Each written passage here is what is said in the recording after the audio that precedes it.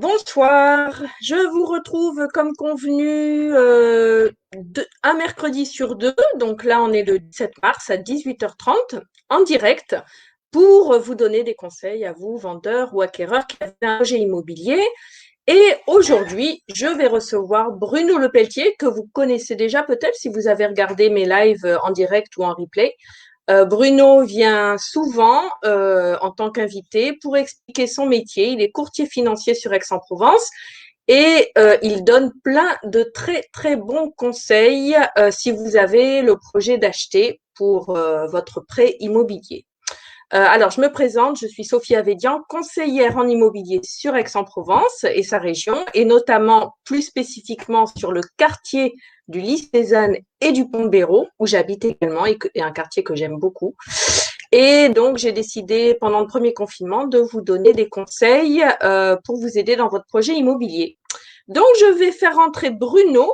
Voilà, Bruno. Bonjour Bruno. Bonjour Sophie, comment vas-tu? Tu vas bien? Oui, très bien, je te remercie. Oui, ben ça va. J'espère que c'est gentil hein, de venir. Comme souvent, tu viens maintenant, tu passes un petit peu de temps pour C'est toujours expliquer. Nos conversations sont toujours un plaisir, Sophie, tu peux Ouais, et m'inviter, c'est aucun vrai souci. que j'ai eu des très bons retours de tes lives j'envoie régulièrement à des clients sur le pré-relais notamment, qui est toujours une question Mhm. qui suscite beaucoup d'inquiétudes pour certains. En effet. Ouais, donc j'hésite pas à envoyer les replays de lorsque tu donnais ces conseils parce que je pense que c'est vraiment très utile. J'espère qu'on n'aura pas de problème de connexion aujourd'hui parce que juste avant de commencer, il y a eu un gros souci et bon, là, ça a l'air de fonctionner. Si jamais tu m'entends plus, Bruno, tu me le dis ou si je t'entends plus Je, inversement. je meuble, on t'attendra. Donc aujourd'hui, tu vas nous parler de ton métier, tout simplement. Qu'est-ce que tu apportes comme service? Parce que enfin souvent, moi, en tant qu'agent immobilier, j'ai affaire à des clients qui parfois ont dans l'idée que le courtier financier ne va pas leur faire gagner de l'argent, mais va leur en faire perdre, puisque bien évidemment, il faut bien que tu gagnes ta vie. C'est ton métier. Et en fait, comme les agents immobiliers d'ailleurs qui gagnent aussi leur vie en vendant, mais ils font gagner de l'argent aux vendeurs. Et c'est ça qu'il faut faire passer aussi comme message, que tu fais gagner de l'argent aux personnes qui font appel à tes services. Enfin, pas que ça, tu leur fais pas gagner que ça, je crois. Donc, je Alors, vais te laisser c'est la ça. parole. Allez, ça marche. C'est vrai les dernières vidéos, on s'est jeté sur des sujets assez spécifiques sans jamais Oui. vraiment s'arrêter à la raison première qui est pourquoi un courtier, après tout. Au final, nous courtiers, on finance pas nous, hein, on ne sert que d'intermédiaire avec les banques. Euh, et en fait, bon, ce que j'aime bien dire, moi, c'est on a, en tant que courtier, on est là pour faire gagner de l'argent à nos clients. Oui, c'est une de nos Mm, missions, mais c'est pas la seule. Ça peut être la principale chez certaines personnes, mais bien souvent, les gens viennent nous voir pour ça. Ils viennent chercher un taux, bien souvent. Mais en fait, quand ils repartent, ils nous remercient pour autre chose. Donc, on peut en parler aujourd'hui. mm. En gros, voilà, quand vous voulez acquérir dans l'immobilier, vous avez le choix. Vous commencez par aller voir votre banque, et puis si après, vous pouvez prendre votre bâton de pèlerin, et puis vous pouvez faire le tour de la place, interroger banquier par banquier, les mettre en concurrence vous-même, et pour au final obtenir l'offre qui semble sur le papier la plus intéressante, sans avoir la garantie que c'est réellement l'offre la plus intéressante sur votre dossier. Pour ce faire, vous prenez une bonne semaine de vacances. Vous pouvez tomber sur des interlocuteurs en banque qui sont pas forcément formés au prêt immobilier, qui sont pas voilà, en agence, on rencontre souvent un déficit de compétences sur le prêt immobilier, qui est un sujet quand même assez complexe. Oui, Et donc puis ça, aussi qui vont dire, je t'interromps, les conseillers immobiliers qu'on peut croiser peuvent dire quelque chose au client qui sera contraire à la décision de la direction de la banque. Parce que moi, j'ai souvent vu ça, où des conseillers banquiers vont dire oui, oui, vous aurez votre prêt, et puis in fine, la direction ne valide pas le ou à prêt. l'inverse, ça c'est vrai, tu as raison, mais aussi à l'inverse, on a des fois des clients, des banques qui vont dire non à un client parce que, en fait, l'un des gros défauts à aller voir une banque, c'est que la banque elle a qu'un seul produit à vous vendre, c'est le sien. Donc, si pour X ou Y raison, vous avez un projet où il y a une particularité, où il y a quelque chose qui plaît pas à la banque, parce que vous êtes trop âgé, vous avez besoin d'une durée trop longue, vous n'avez pas un apport suffisant, vous faites construire quelque chose qui ne rentre pas dans leur case, ils peuvent vous dire non, vous disant non, c'est pas possible. Et si vous vous arrêtez là, vous renoncez à votre projet, terminez fin. Alors que des fois, il suffit de prendre son dossier, d'aller à la banque à côté, à qui ça pose absolument aucun problème pour faire ce type de projet. Donc ça fait partie aussi des avantages. En fait, en venant nous voir, nous, courtiers, nous, on a l'avantage d'avoir des partenariats avec toutes les grandes banques. Donc, moi, je suis Bruno Lepelletier, je travaille chez CAFPI depuis 6 ans maintenant. Et CAFPI, on est le premier courtier en France, que ce soit en âge ou en taille. Et on a des partenariats avec quasiment toutes les grandes banques. Donc, on aura la flexibilité par rapport à un dossier donné. Il n'y a pas de dossier de prêt qui se ressemble.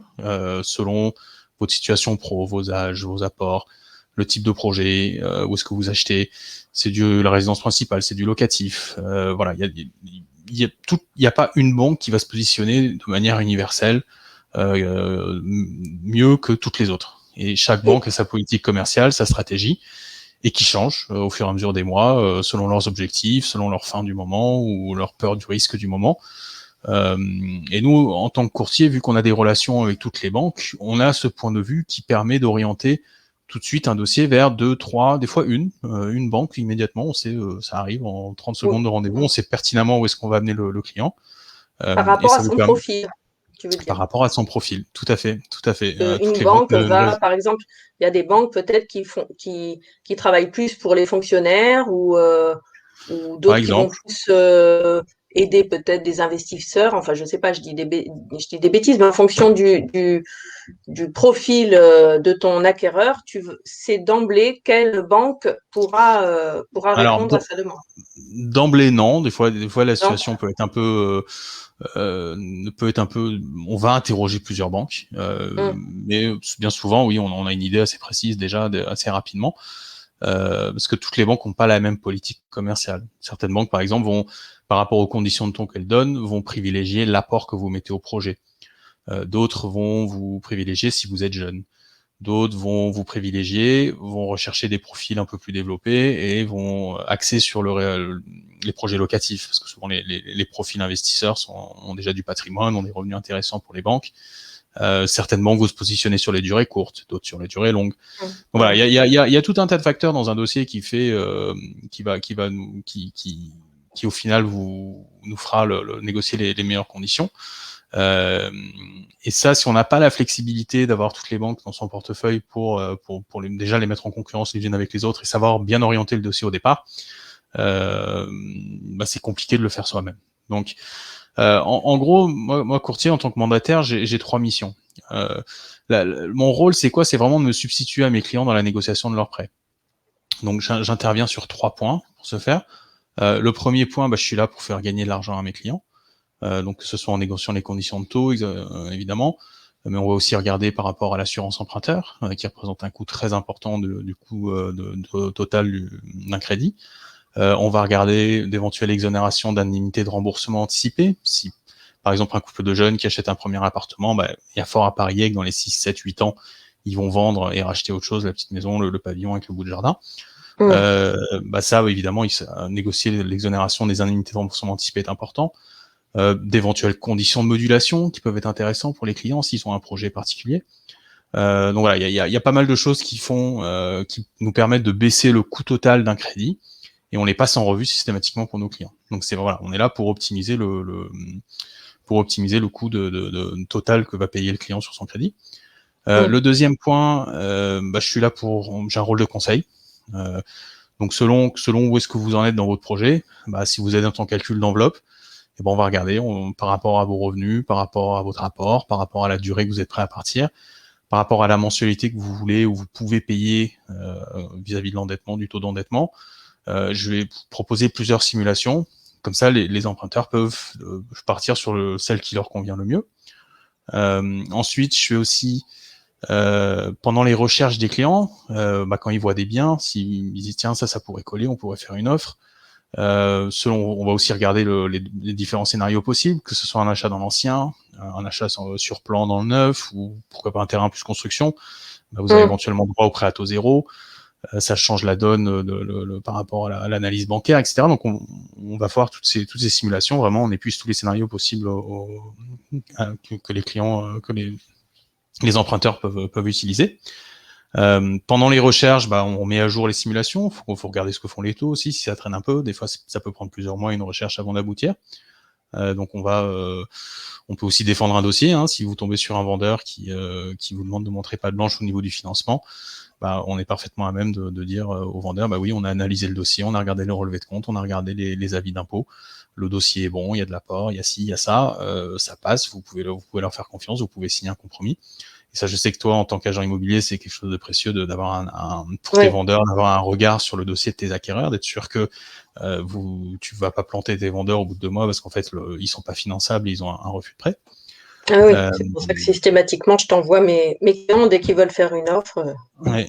Voilà, C'est le très bon gentiment. Truc, hein. Ouais. Après, pour les gens qui commencent leur recherche, ce qui est très important au début de recherche, c'est de venir me voir pour faire un calcul d'enveloppe.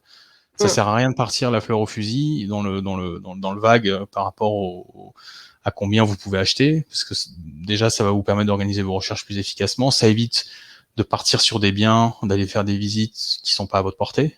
Y a pas de. Oui, après, ça génère de la frustration. C'est ça, et puis il n'y a pas de baguette magique, hein. Si votre taux d'endettement par rapport à vos revenus à l'instant T, votre rapport, ça vous donnera une enveloppe de 300 000 euros, ça sert à rien d'aller vous positionner sur un bien à 330 000, ça passera pas. Donc ça, bien délimité au départ, c'est un gain de temps pour la suite. Et après, une fois que si vous avez trouvé un bien, vous avez fait une offre acceptée, vous avez un compromis en main, c'est là vraiment qu'on va s'asseoir et qu'on va réfléchir au plan de financement définitif par rapport à l'apport, la durée, la mensualité, etc. Et nous, ça nous permet, on peut aussi au niveau des quotités d'assurance que vous voulez mettre en place, et ça va nous permettre d'orienter les négociations et les recherches de la bonne banque pour le projet en lui-même. Ok, donc ça, c'est vraiment le deuxième point. Ou c'est une seule mission? Ça, c'est le conseil. C'est le conseil. En fait, on fait pas un projet immobilier tous les 6 mois, la plupart des gens, du moins. Et on est à même de conseiller, vous achetez votre résidence principale, vous achetez votre résidence locative, c'est quoi l'impact de le faire sur 10, 15, 20, 25 ans, on en a parlé la dernière fois dans la vidéo. J'ai déjà un bien, je suis acheteur-vendeur, est-ce que je suis un prêt-relais, on a un rôle de conseil qui permet à l'acquéreur de prendre les bonnes décisions, et de partir sur le bon bien et de le faire dans de bonnes conditions. Très bien. Ok. Et le troisième axe sur lequel j'interviens, c'est vraiment au niveau de l'accompagnement client. Et ça, au final, ce que je disais tout à l'heure, les gens viennent souvent nous voir pour un taux. Quand ils repartent à la fin du dossier, ils nous remercient pour ça. Parce que y a beaucoup d'étapes dans un projet, dans la mise en place d'un crédit, dans l'acquisition d'une maison en général, et aussi dans la mise en place d'un crédit. Et de nouveau, pour beaucoup de gens, c'est la première fois qu'ils le font. Et il peut y avoir beaucoup d'interrogations, beaucoup de zones d'ombre. Et si vous n'êtes pas, s'il n'y a pas quelqu'un qui vous explique étape par étape, qui vous prend par la main et qui vous guide à travers les différentes étapes, ça peut être assez frustrant, ça peut être source de stress. Surtout si vous avez quelqu'un qui gère mal votre dossier en banque, qui sait pas vous informer ou qui vous laisse à moitié dans le flou. On va vraiment accompagner nos clients du début jusqu'à la fin dans le projet. Donc, que ce soit au tout début, avec un calcul d'enveloppe, jusqu'à la signature de l'acte final, ça y est, on débloque les fonds, vous récupérez les clés, vous rentrez chez vous. On a débloqué le prêt rentre en amortissement. On accompagne nos clients étape par étape. Alors, j'ai un petit prospectus. Ouais. Oui, non, je vois pour moi aussi ce rôle d'accompagnement, tu le fais aussi par rapport à moi, c'est-à-dire que pour chaque dossier, tu me mets au courant de l'état d'avancement et ça me rassure énormément parce que je ne pourrais pas avoir ces informations. Lorsque le client veut passer directement par une banque, je ne peux pas avoir ces informations. Donc, toi, et j'imagine que pour les clients que tu as aussi, effectivement, tu les tiens au courant de l'état d'avancement de leur dossier et ça rassure. Et ça permet de rassurer tout le monde, acquéreur et vendeur. Alors, le truc classique, qu'est-ce qui se passe quand vous essayez d'appeler votre conseiller en banque? Il décroche pas. Vous lui envoyez un email, il répond pas. Nous, en tant que courtier, on a des interlocuteurs dédiés et on a un volume d'affaires à l'année. Alors ça, c'est vrai pour la négociation des conditions de taux, des conditions d'assurance, mais aussi dans le suivi du dossier, on aura toujours un interlocuteur en face. Enfin, à 90%, 95% du temps. Donc, on aura une réponse. Et s'il faut qu'on monte d'un cran, parce que le conseiller qui s'occupe du dossier ne répond pas, on va appeler son chef. Et s'il faut qu'on monte au niveau régional, on montera au niveau régional pour avoir une décision, un retour. Donc on a une force de frappe, on a un pouvoir de faire bouger les choses en banque, parce qu'on a un poids au sein de la banque et on connaît les interlocuteurs dédiés qui nous permettent d'avoir un retour d'information continue. Donc votre dossier, et puis bien souvent c'est nous qui sommes derrière, qui sommes moteurs sur le dossier. Si on laisse la pesanteur de la banque faire son truc, Oui, bien sûr. ça va avancer, ça va aboutir, mais ils vont pas gagner du temps. Bien souvent, Ouais. ça évite qu'un dossier reste tanké quelque part. Ça arrive, une erreur, voilà. Donc, en banque, souvent, des fois, il y a des gens qui sont surchargés de boulot, qui ont des piles de dossiers et qui vont pas y mettre forcément beaucoup de cœur. Nous, on a à cœur d'amener le dossier au bout et on va être derrière et avec notre bâton et on va faire avancer le truc, le schmilblick, le plus rapidement possible Et pour ouais, nos clients. c'est ça que les acquéreurs doivent comprendre. Enfin, ceux qui ont des scrupules à faire appel à un courtier, toi, tu vis ta vie, enfin, tu gagnes ta vie, pardon, parce que tu fais passer des dossiers de financement dans les banques. Donc, effectivement, tu es motivé du fait que si ton dossier est refusé, ben, tu gagnes rien. Donc, Tout à fait. mais finalement, l'acquéreur, il va gagner, même si tu es payé de la même manière que moi. Je suis payé, mais il va gagner in fine parce qu'il va avoir un taux plus intéressant, son crédit va être accepté peut-être plus rapidement que s'il était passé en direct par la banque. Donc, Oui, on ne coûte pas d'argent à nos clients. On ne oui, coûte pas d'argent dans nos clients. Oui, enfin, on a des honoraires de courtage qu'on va intégrer au plan de financement, c'est normal. mais vous le recoupez, les clients le recoupent à travers le taux qui sera négocié et les conditions Oui, d'assurance. Et après, j'ai envie de dire, c'est pas du bonus parce que c'est très important, mais le confort du dossier et la sécurisation du dossier de l'amener à bon port à temps, j'ai envie de dire, c'est du bonus par rapport à ça. Ça vous aura coûté zéro quelque part, parce que de toute façon, vous serez gagnant dans la durée. Les frais de courtage sont rapidement épongés par ce qu'on négocie sur les conditions. Un courtier comme CAFPI, on sert de centrale d'achat. Vous, en tant que particulier, vous allez faire 1, 2, 3, 4 crédits à tout casser dans votre vie. CAFPI, c'est 10 milliards de crédits à l'année. Donc, on a un poids de négociation auprès des banques et on a accès à des barèmes et à des décotes qu'un particulier n'aura pas.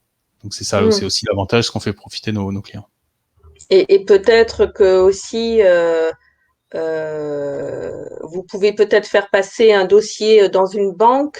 Enfin, est-ce que vous pouvez influencer la décision parce que vous allez, par exemple, apporter deux clients en même temps. Imaginons un vendeur et un acquéreur. Le vendeur doit faire un prêt relais, Mm. l'acquéreur fait un crédit. Et les deux sont envoyés chez CAFI et tu vas pouvoir peut-être aiguiller les deux personnes sur la même banque qui auraient peut-être certains scrupules à accepter un crédit pour un des deux et finalement ils vont accepter les deux. Oui, bah ça arrive. Je sais très bien de quel dossier tu parles. Mmh. Mais oui, ça fait partie de ça, on peut jouer par rapport à la faisabilité sur un projet. Par exemple, là, récemment, j'ai financé des gens qui avaient 65 ans sur un crédit sur 20 ans. Aucune banque classique ne sait faire ça parce qu'on a un problème d'assurance, on a un problème de taux d'usure. Bah, vu que nous, on a des banques en portefeuille qui ont des solutions que n'ont pas forcément toutes les banques classiques, on saura le sortir. Euh, bah, voilà, le cas du pré-relais, certaines banques vont mettre en place un pré-relais d'une telle façon que pour beaucoup de gens, c'est pas faisable en fait. Il faut qu'ils vendent et qu'ils rachètent. Alors qu'il suffit d'aller voir Mmh. une autre banque pour que le pré-relais passe. Donc Mmh. là, c'est un mélange oui, le fait qu'on ait toutes les banques, ce que j'ai dit tout à l'heure, qu'on a un portefeuille de banques et qu'on ait une expertise technique sur le prêt immobilier, ça permet en effet de sortir des solutions. Et oui, évidemment, quand on fait 20 ou 30 dossiers par mois avec un partenaire bancaire, et bah, si on a un dossier au milieu qui est pas terrible, qui normalement ne passe pas, bah, bien évidemment, on va aller voir notre banquier, on va aller voir notre interlocuteur, on va dire Mmh. bon, écoute, je t'amène ce beau docteur là, je t'amène, tiens lui, ingénieur chez un tel, mais j'ai lui aussi, allez, tu me prends les trois. Et ça, évidemment, ça fait partie de la négociation, ça permet de faire passer des dossiers. Après, Mmh. on n'est pas des magiciens, hein, quoi. Il y a des trucs Oui, qui passent par banque, qui passent par banque, point barre. oui, On ne c'est sort sûr. pas tous les dossiers, ça c'est strictement impossible. Mmh. Mmh. Mmh. Ok. Donc tes trois missions finalement, c'est celle de conseil au départ, d'obtenir un taux intéressant et de faire gagner de l'argent à tes Oui, clients et de les accompagner jusqu'au bout, jusqu'au Tout à fait. Alors, j'ai un petit prospectus qui est sympa à regarder. Si je Oui. me permets de le partager rapidement.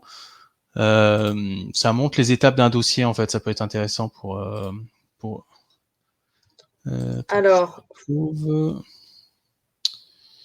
Voilà. et en ce moment, les banques, elles sont réactives ou comment ça se Ça passe?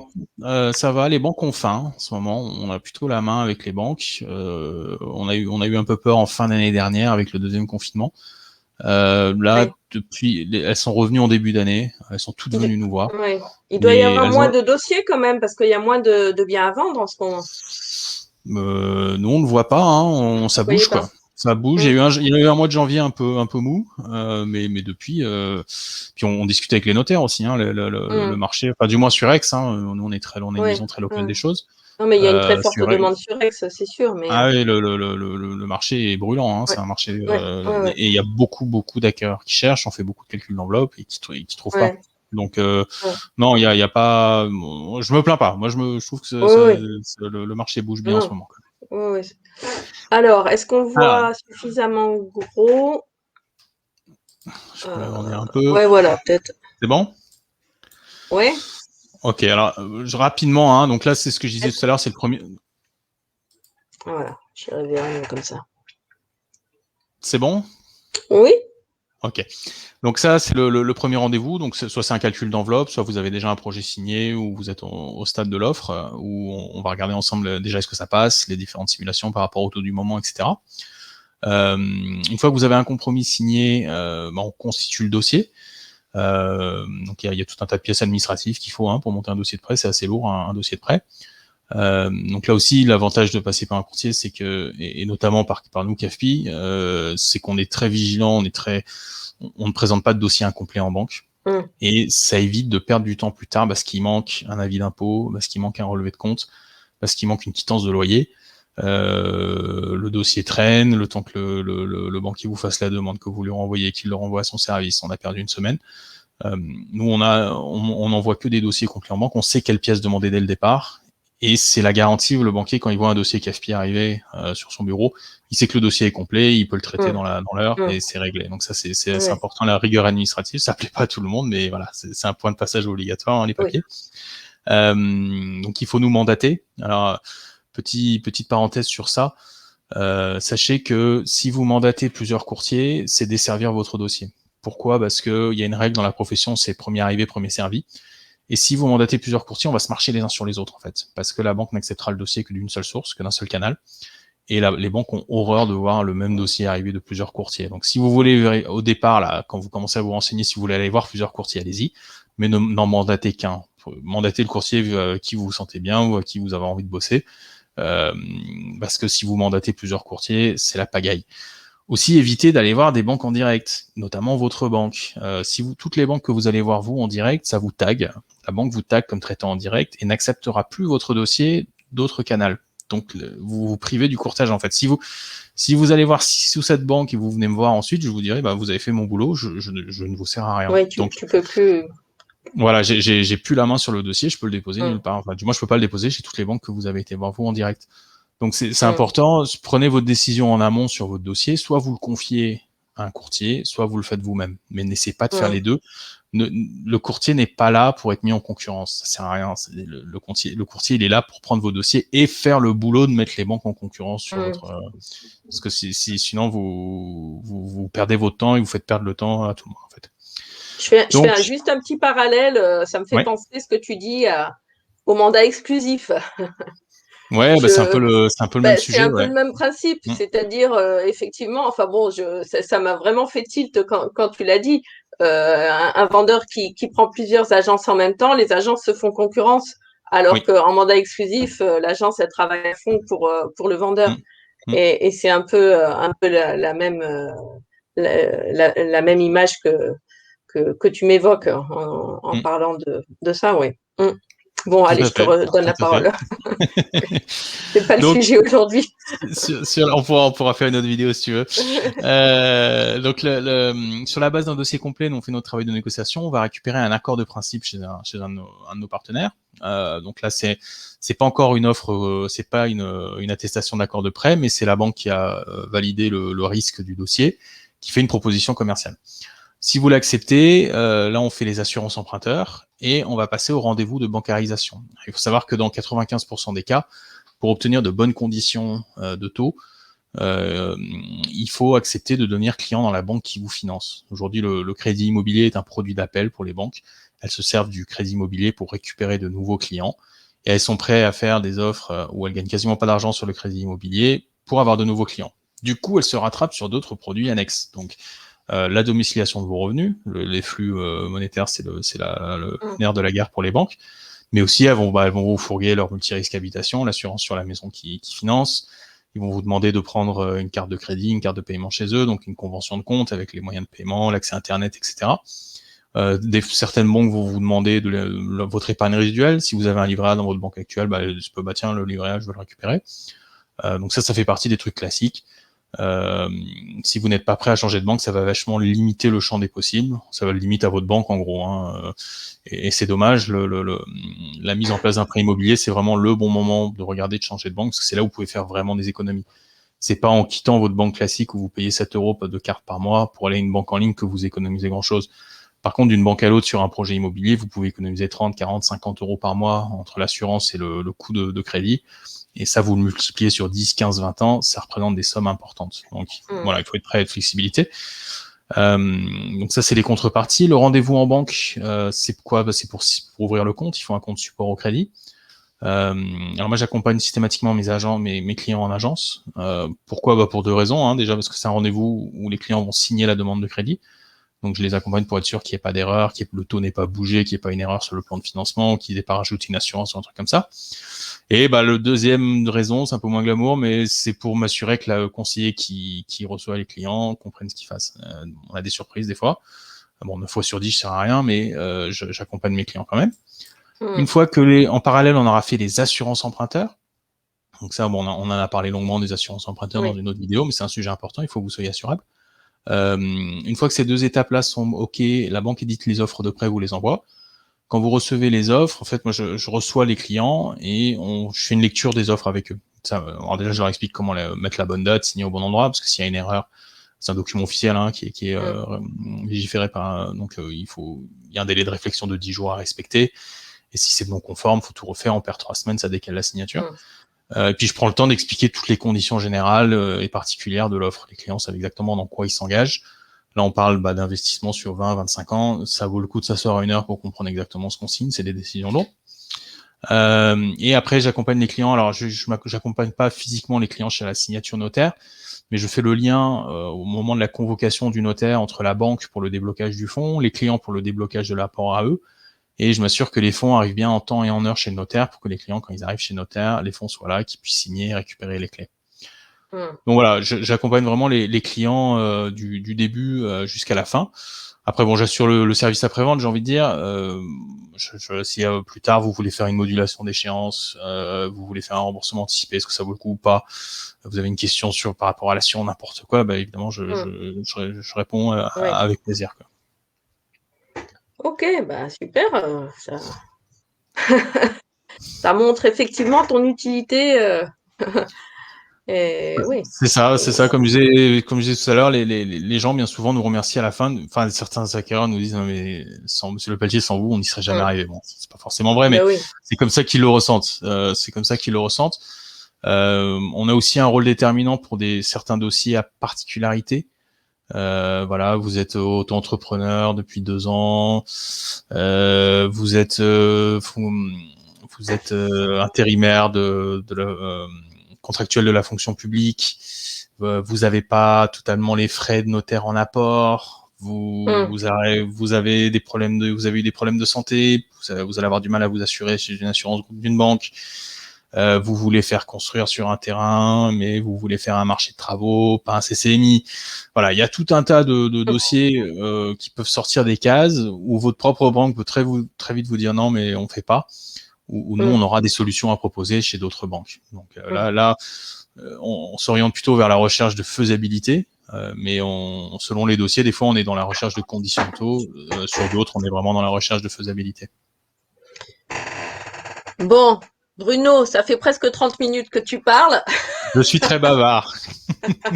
T'es très bavard. Je ne sais pas si on va pas être coupé d'ailleurs, parce que je ne sais pas comment ça se passe. J'ai jamais fait un live qui dure plus de Qui 30 dure aussi minutes. longtemps. On va Bon, voir. écoute, Il reste ça 5 serait- secondes. Est-ce qu'on va être coupé ou pas? J'espère Bon, que non. écoute, on fait l'expérience. Puis j'essaierai Ah d'être non, plus bref la on n'est pas prochaine fois. coupé, ça va. Ah, c'est bon. Mais bon, écoute, je pense que tu as bien fait le tour de la question. J'enverrai cette vidéo en replay à mes clients pour qu'ils voient un peu en Ouais. quoi tu peux leur être utile. Bah après, Et s'il y a des questions ou des choses pas claires, n'hésitez pas à poser la question sur Facebook ouais, ou il y a mon numéro, vous m'appelez hein, voilà. je vous réponds avec plaisir. Ouais. Bon, bah écoute, merci Bruno pour Merci Sophie. ces explications, comme toujours, très claires. Et puis, bah, on se retrouvera prochainement. On verra de quoi on parle, mais c'est toujours Allez, intéressant. la suite au Hein? prochain épisode. Merci beaucoup Allez, Sophie. merci, passe une bonne Une très soirée, à bonne soirée. bientôt. Au Au revoir. revoir Bruno.